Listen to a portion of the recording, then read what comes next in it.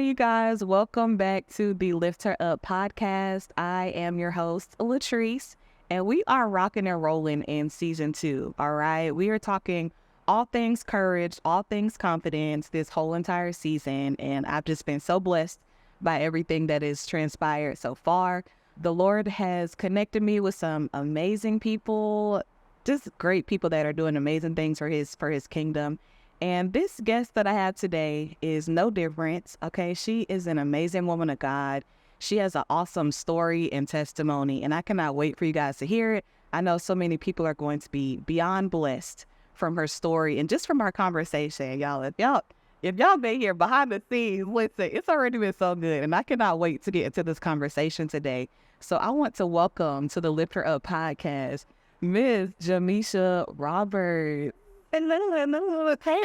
I am so excited to be on here today. I have waited for this call. This is an answered prayer being lived. Oh my God. For real. So I'm blessed and honored to be here with you today. Thank you, sis. Thank you. That did something to my spirit. Quite about. It's for your obedience. Thank you for saying yes, okay? And I gotta talk about how we met for a second because the people don't know. All right. But the Lord had told me last year that he wanted me to start getting into interviews with the podcast. And I was like, ooh, interviews? Right. Territory, Lord. I never did that before, Lord. I don't even, what is an interview? You know, like, I don't even know. But, like, that was probably the summer he started to really press it on me to start doing it. And as the year went by, like the last quarter of the year, he was really like, okay, like start lining people up for 2024. And I was like, all right. Yeah. And he just started to see this young lady come across my Facebook feed, speaking all these powerful declarations and proclamations about the Lord. And I noticed we had several friends in common. And I was like, these people I went to high school with. Yeah, it's this young lady. Oh my gosh, like just so bold in how you talk about the Lord. So when he started tapping my shoulder, do interviews, your name came up. And I was like, ooh, Lord, she don't know me. Jamisha don't know me at all. Like, I literally just friended her, and I just like her content, you know, like I just love how bold she is for you. And then November, he was like, you need to ask her. And so I was like, Lord, if you want me to do that, I need you to make it so like we have some sort of relational exchange or something, because I just think it's real weird for you to like try for someone to get on your platform or vice versa, and there's no like real skin in the game. You know what I'm saying? I'm a very integral person, and I like people. It's like just the perception of the thing, and the Lord does everything in order. Yeah, right. So like I was like, Lord, you need to make it so. Okay.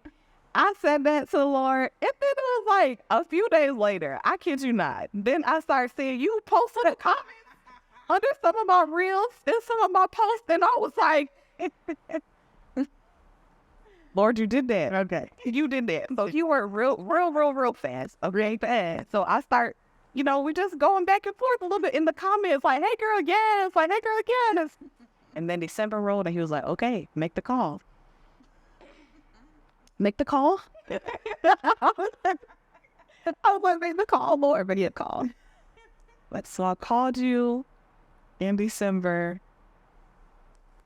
and it was only like barely a 10-minute conversation, but I was just expressing how much I just loved your attitude and your spirit for the Lord and everything. And I was like, would you grace me?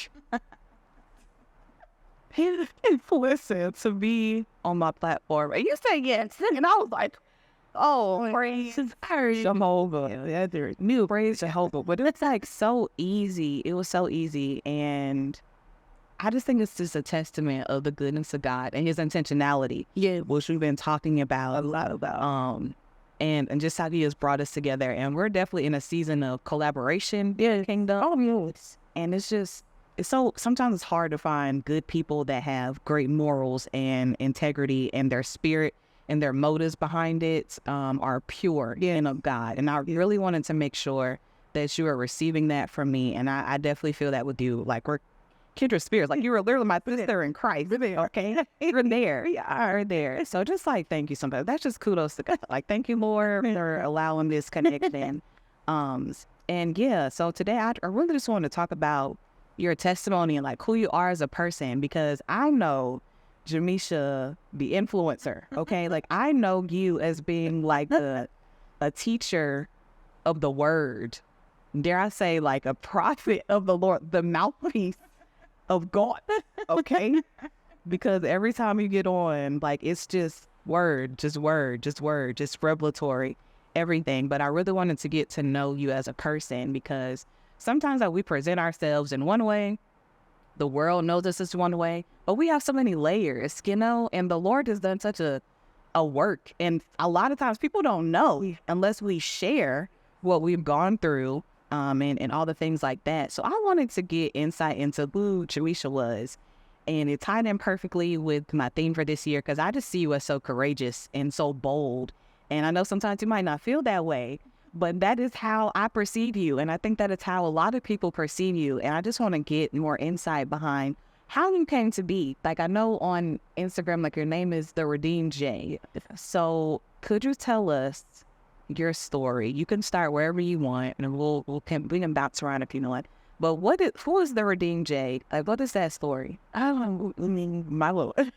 The Redeemed J has come a long way. I will say that the Jamisha that is sitting before you today was not the Jamisha from 3 or 4 years ago. There's truly a testimony to the Redeemed J, to just see, what God has done in my life. I really came to know him as the Redeemer, as the one who takes what maybe even I or others would say is worthless or there's no need for, and really turn it into something that, like, you have this much use for God. You have, you want to use me for this, and I've done all these things, and you want me to go up in front. Like he has really made that real for me. Like, he's really made me come to know him as that. So I don't take it lightly. I don't take it lightly, the name. And I've tried to change it, but I was like, no, like, this is your story. This is my story. And I mean, I literally have, I guess I'll start from some years ago, as I say, like 3 or 4 years ago, when the men, like, so I have to tell you how literally the Redeemed J is the epitome of grace saving me. Grace saved me. Okay? I tell everybody all the time, grace saved me. And I want to start all over the place, but I will start by saying literally how it was the word grace. It was the word grace.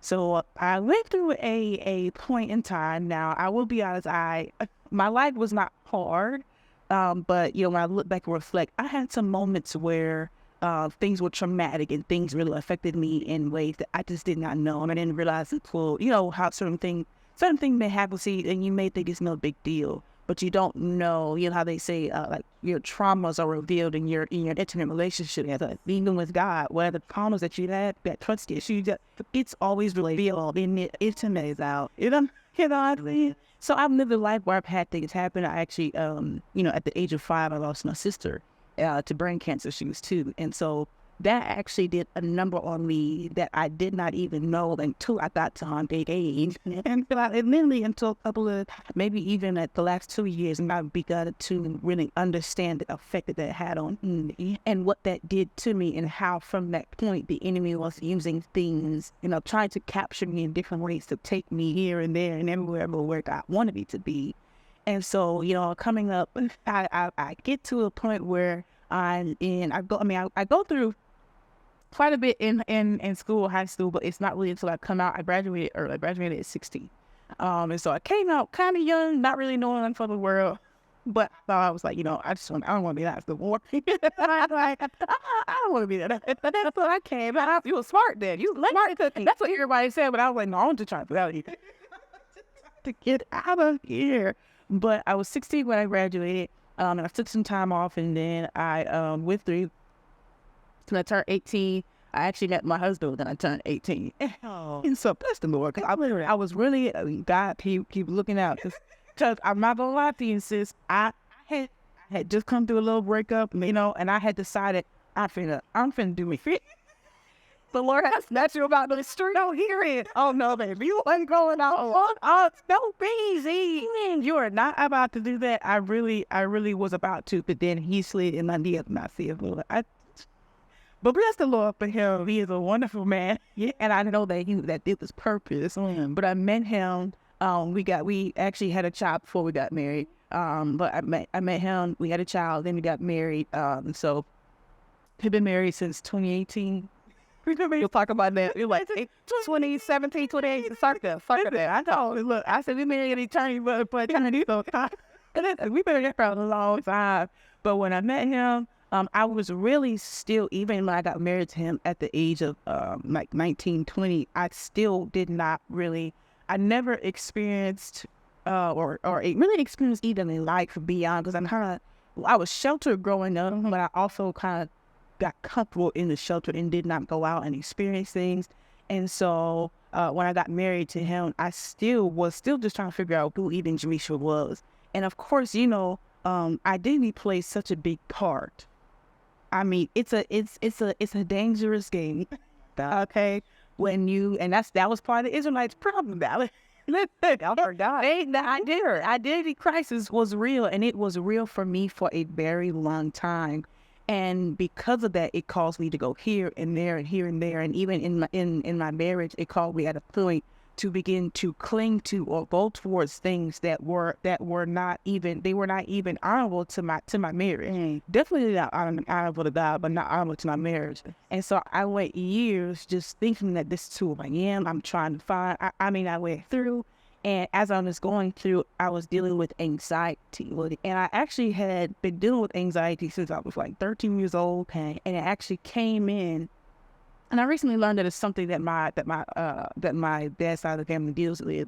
But it came in when I was like 13 years old. And I didn't even know. It was again another thing where constant thing creep in. Yeah. And you not just think you feel away. And this feeling keeps repeating itself. You don't really know what it is, but okay, I just keep, coming out of it.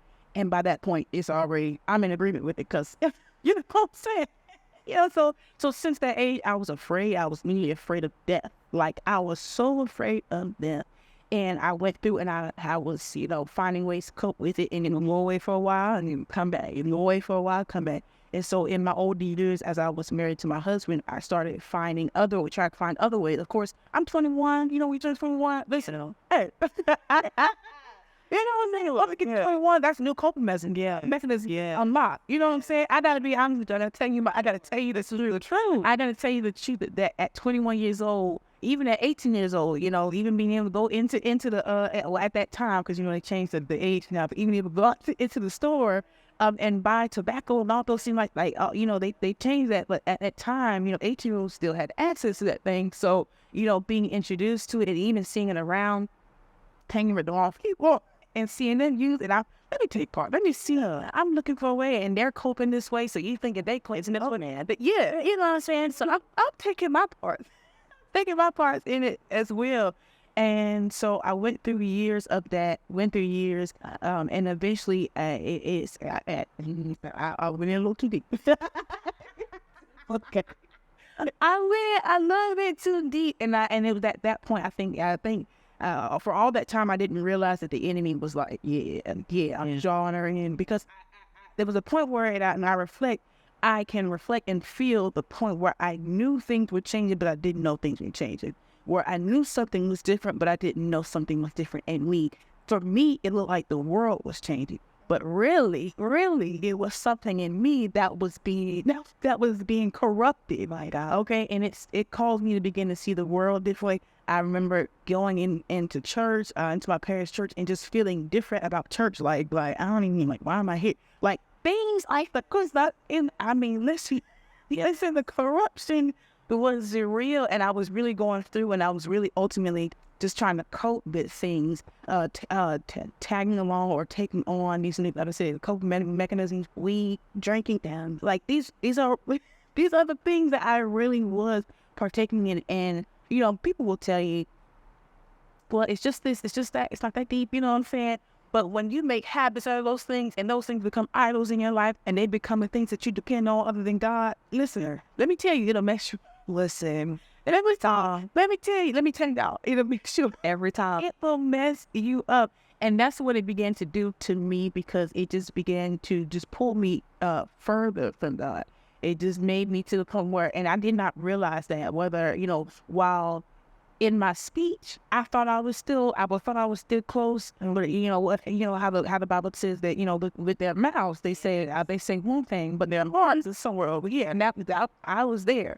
I was saying one thing, thinking one thing. It was because I was saying it, but I had no understanding truly of the holiness of what it really meant to be surrendered. I had none of that. And so I was really far and being drawn away from God. And I was being drawn away from God until I got to the point where the real meat of my testimony began to happen once COVID hit. And we know once COVID hit, you know, life changed for everybody. A whole reset. Like everything that everybody thought they knew, foundational. Listen, like shook it. Listen, foundations. If you were not grounded on something that was true, you were not able to, and I was not. I was not able to stand because I was not grounded in truth. By the time the pandemic came, and that's when the enemy said, "I got you. I'm finna get you," because at that point, fear struck me even more. Because I was already dealing with anxiety, but fear, then it literally came in like, and it brought all of this cut up and it trans and everything. It's a party up in Jamisha, because I mean, and it literally, you know, it literally shook faith for so many people, because many people were not really truly grounded in God. And I gotta be honest with you, I did not have the relationship with God that I thought. You know what I'm saying? Because you know, some people will even testify and tell you that, you know, the true relationship with God is not the way we've seen it in church or, you know, growing up. It's not what the religion, or the religious activity. It's not that. It is so much different than that. But I was grounded in the religious things. I was grounded in that. Let me pray whenever, and let me album. Yes, Lord, get me through. Yes, Show up on Sunday or the special holiday. Okay, you know, Easter, Christmas. Y'all know. Yeah, those vain prayers, those repetitive things. That was what I was hit to. I had literally no word in me. I mean, other than, you know, what my friend not about to say. Think that I also love the world. You know what they put on the home decor and stuff. Yeah, no flat wallpaper. Yeah, I gotta be honest with you. I had nothing beyond that, and even that I did have, it didn't mean anything to me. It didn't have any weight in me. Connection. Like it wasn't there. Yeah, it was not there. And so because I did not have that, it was easy for me to fall for anything that would make me feel okay. And that's where I began to mess up. I began to fall for anything that made me okay in the midst of me feeling what I was feeling.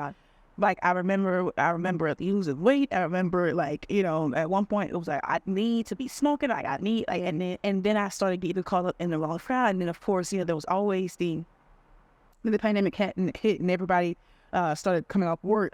Essential, who's not essential? You know what I'm saying? And at that time, yes, I was working. I was actually a substitute before the pandemic hit. And so I had actually just finished teaching. Like a month before, they was like, yeah, we got to start shutting stuff down now. And so of course I couldn't go back because they went, I think they had like virtual for right.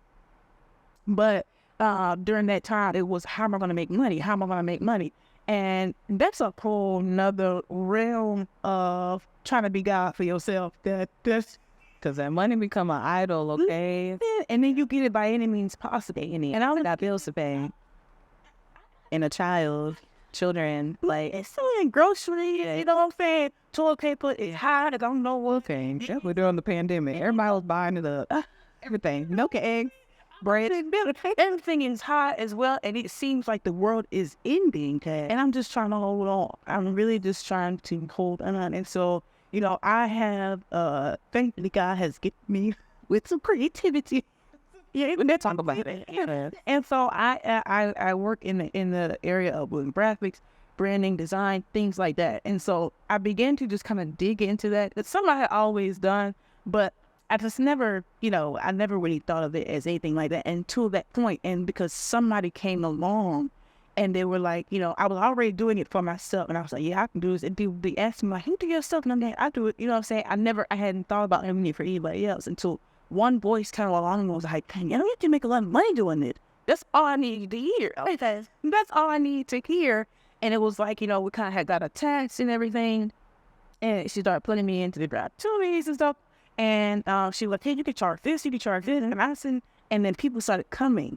And, like I said, if me not being grounded or having any word, anything, so if you have any word, okay, you automatically don't have any discernment. My God. Automatically have nothing to compare the world that you see to. It automatically have nothing to see or to use as a baseline for, is this true or is this the enemy? Or is this the lie? Or you automatically have nothing for that. So me being baseless, okay, having low discernment, I literally took on any and everybody. Not only discernment was if they're gonna give me a headache or if they not. You know what I'm saying?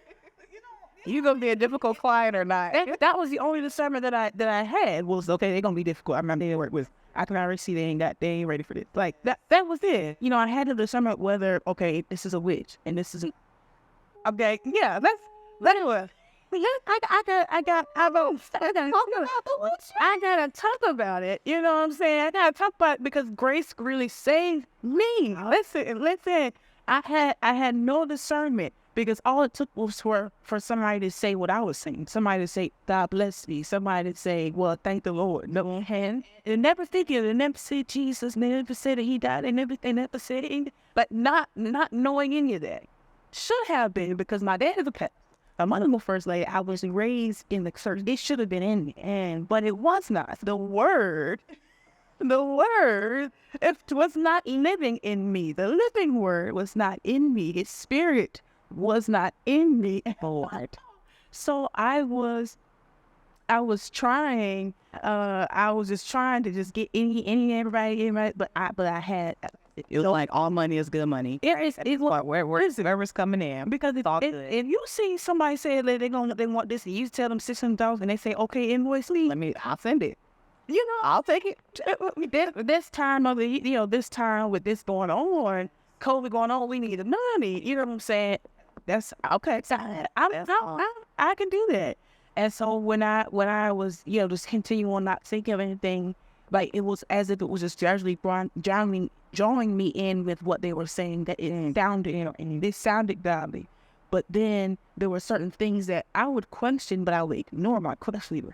And eventually, the more I would, come into agreement with essentially these contracts, the more I was making contracts coming into with us and accepting money and then of course even outside of just business, but continuing to speak to it and be around on Facebook and picking up their language and then beginning to speak their language. It's very important. You got to be careful when it comes to the language that people have that you pick up because you come into agreement with the things that you don't know are attacked. And so in me doing that and coming into agreement with things, I started opening up outlets.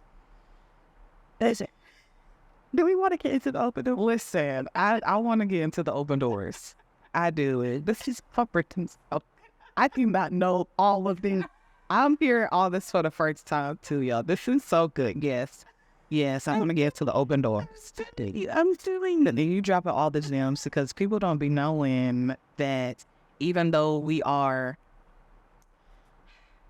even people in the world are under the influence of the spiritual realm. Okay, so everything has a currency. So even if you don't know, you are subject to spiritual laws. Yeah, right? And you do not know. Yes. So everything, we are humans. Obviously, we are physical beings, so we're also spiritual beings. Yes. No, we don't know. And that's why people in the world can benefit from God's rules and God's principles, even though they are not Christian. They can still profit off of Christian principles, even if they are not professing Christians. So I gotta put a pin. in that real quick. That wraps up part 1 of our interview with Jamisha. If you love this, stay tuned for the next part coming out this time next week here on the Lift Her Up podcast. Make sure you like, share, subscribe, and comment.